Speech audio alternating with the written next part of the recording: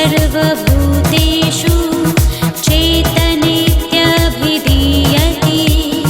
नमस्तस्यै नमस्तस्यै नमस्तस्यै नमो नमः। या देवी सर्वभूतेषु बुद्धिरूपेण संस्थिता।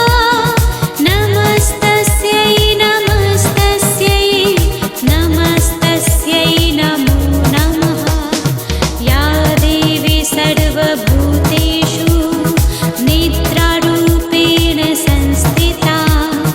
नमस्तस्यै नमस्तस्यै नमस्तस्यै नमो नमः।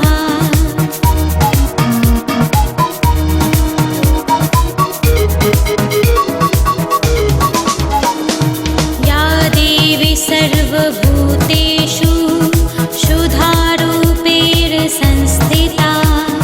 नमस्तस्यै नमस्तस्यै नमस्तस्यै नमो नमः। या देवी सर्वभूतेषु छायारूपेण संस्थिता।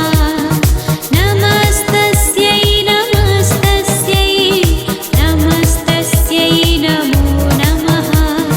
या देवी सर्वभूतेषु शक्तिरूपेण संस्थिता। नमस्तस्यै नमस्तस्यै नमस्तस्यै नमो नमः। या देवी सर्वभूतेषु कृष्णारूपेण संस्थिता। नमस्तस्यै नमस्तस्यै नमस्तस्यै नमो नमः।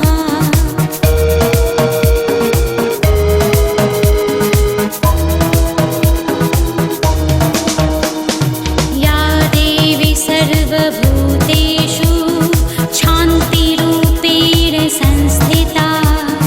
नमस्तस्यै नमस्तस्यै नमस्तस्यै नमो नमः।